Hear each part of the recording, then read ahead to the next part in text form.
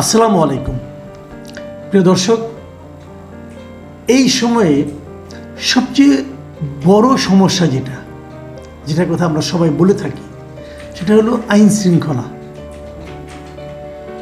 সেই আইন শৃঙ্খলা পরিস্থিতি কেমন এই দেশের? একটা ছোট্ট ঘটনার কথা আপনাদেরকে বলি। ঘটনাটা ছোট মনে হবে আপনাদের কাছে, যেটা তো তেমন কিছু না, দেশের তো বিরাট কোনো ক্ষতি হয়ে যায়নি, কিন্তু ওই যে বলে না যে ভাত একটা টিপ দিলে পুরো হাড়ির ভাতের খবর পাওয়া যায়, সেরকম এই একটা ঘটনা দিয়ে আপনি পুরো দেশের আইন শৃঙ্খলাকে বুঝতে পারবেন। ঘটনাটা কিছুই না, ঘটনাটা গত সোমবারের, এবং এটা নিয়ে মিডিয়ার কি কাজ কারবার সেটা একটু পরে বলছি, আগে আমি ঘটনাটা বলি। গত সোমবার ঢাকা থেকে একটা বাস রওনা হয়। সেই বাসের নাম হলো ইউনিক রোড রয়্যালস, তার আমরি ট্রাভেলসের একটা বাস।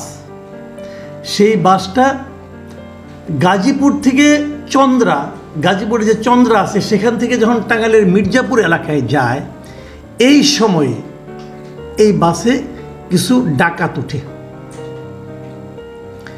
এবং ডাকাতরা উঠে সেখানে বাসে যারা আছেন সবার টাকা পয়সা যা কিছু আছে, এটা কিন্তু নাইট কোচ আর কি, রাতের বেলা উঠে তাদের সমস্ত কিছু তারা কিন্তু ছিনতাই করে নেয়। এবং কেবল ছিনতাই না, ওখানে দুজন নারী যৌন নিপীড়নের শিকার হন।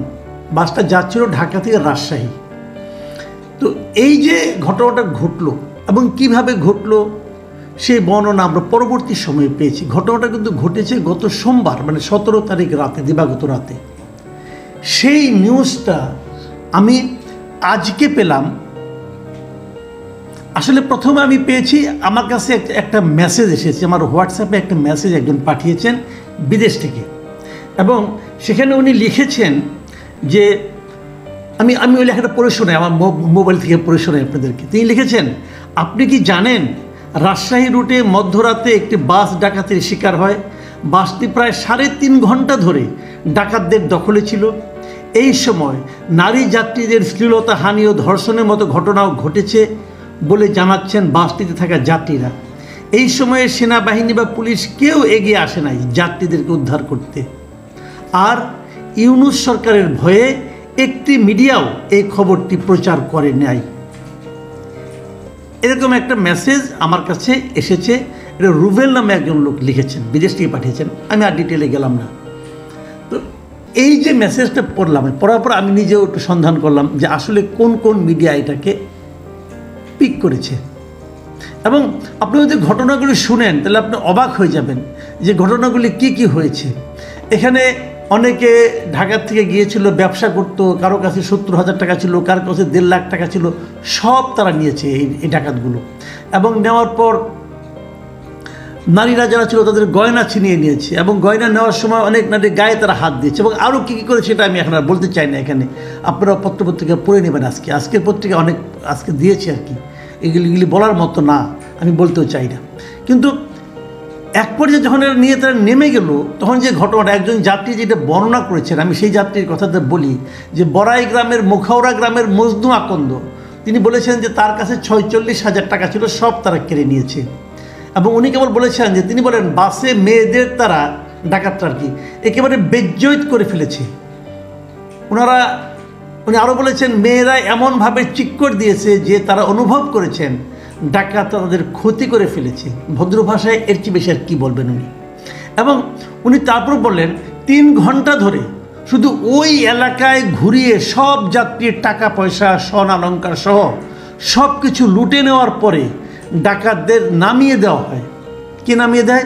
এই বাসের লোকজন নামিয়ে দেয়, বাসের যারা ড্রাইভার, হেল্পার যারা ছিল তারা। এরপর বাসের লোকজন টাল বাহানা করতে থাকেন। তারা বলে গাড়িতে তাদের তেল নাই, টাকা পয়সা নাই, তারা যেতে পারবেন না। যাত্রীদেরকে তারা সেখানে নামিয়ে দেওয়ার চেষ্টা করেন। এই সময় যাত্রীরা এক হয়ে ঘোষণা দেন যে তারা কেউ বাস থেকে নামবেন না, তারা মরলে বাসের মধ্যেই মরবেন। এই ঘোষণার পর তারা বাস ছাড়েন। এবং ওই ভদ্রলোক আরও বলেন যে বাসের লোকজন বলল তাদের টাকা পয়সা অনেকে ডাকাতরা কেড়ে নিয়েছে, কিন্তু টোল প্লাজায় মানে যমুনা সেতুতে এসে ঠিকই তারা টোল দিল, নাস্তা খেলো, এ টাকা তারা কোথায় পেল? যাত্রীদের অভিযোগ, বাসের লোকজনের যোগ সাজসে এই ডাকাতি সংঘটিত হয়েছে। আর অনেক ঘটনা, এই ঘটনা নিয়ে আর বেশি কিছু বলতে চাই না। তারপর তারা একজন বলছে তারা মির্জাপুর থানায় গিয়েছিল, এক নারী যাত্রী বলছে যে সেই রাতে ডাকাতির পর বাসটি প্রথমে মির্জাপুর থানায় নিয়ে যাওয়া হয়। ওই থানার পুলিশ তাদের কোনো কথাই শুনতে চায়নি। তারা বলেছে ওসি না আসতে তারা কিছুই করতে পারবে না, ওসি সকাল 9টার আগে আসবেন না। এই অবস্থায় নিরাপত্তার কোনো নিশ্চয়তা না পেয়ে তারা বড়াই গ্রামের উদ্দেশ্যে রওনা দেন। একজন যাত্রীর অভিযোগ এটা।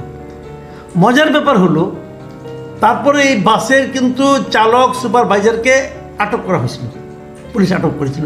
কিন্তু বুধবার সন্ধ্যায় এই ঘটনায় বাসের সুপারভাইজার, চালক ও চালকের সহকারী সবাই জামিনেও মুক্তি পেয়ে গেছে। এবার বুঝেন আইন শৃঙ্খলা কেমন চলছে, সবাই জামিনে মুক্তি পেয়ে গেছে কিন্তু। এবং পুলিশ কি বলেছে যে আসামিদের বিরুদ্ধে কোনো ধর্তব্য অপরাধের অভিযোগ সুনির্দিষ্টভাবে না থাকায় আদালত তাদের জামিনের আদেশ দেন। এই যে ঘটনাগুলো আমি বর্ণনা করলাম, এগুলো আদালতের কাছে অথবা পুলিশের কাছে ধর্তব্য অপরাধের অভিযোগ বলে মনে হয়নি। এখন আমি মিডিয়াগুলির কথা বলি। ঘটনা ঘটেছে কবে? 17 তারিখে। আমি যে নিউজের যে বিবরণটা পড়লাম এটা আমি পড়েছি প্রথম আলো থেকে। প্রথম আলো নিউজটা দিয়েছি কবে?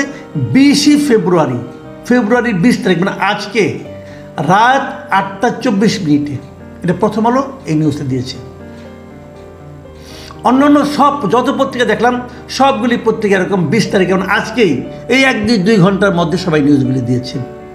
একমাত্র দেখলাম একটা পত্রিকা, সেটা হলো আজকের পত্রিকা, তারা 18 তারিখেই দুপুরে নিউজটা দিয়েছে। মানে যে রাত্রে ঘটনা ঘটেছে মধ্যরাতের পরে আর কি, পরের দিন মানে দুপুর আপনার এটা আমি এখানে দেখছি বিকাল 4টা 51 তাদের এই নিউজটা তারা আপ করেছে অনলাইনে। মানে একমাত্র আজকের পত্রিকাকে দেখলাম তারা যথাসময়ে নিউজটা আপ করেছে।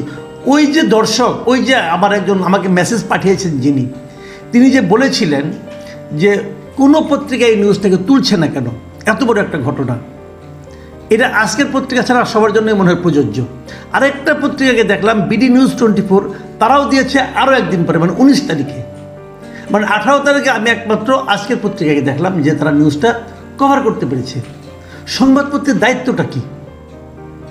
আমরা দেখেছি, আমি যে অনেকদিন সংবাদপত্রে কাজ করেছি, আমি দেখেছি মেরুদণ্ডহীন মালিক যারা থাকে অথবা ধান্দাবাজ মালিক যারা থাকে, মেরুদণ্ডহীন সাংবাদিক যারা থাকে, তারা করে কি জানেন? ওয়েট করে।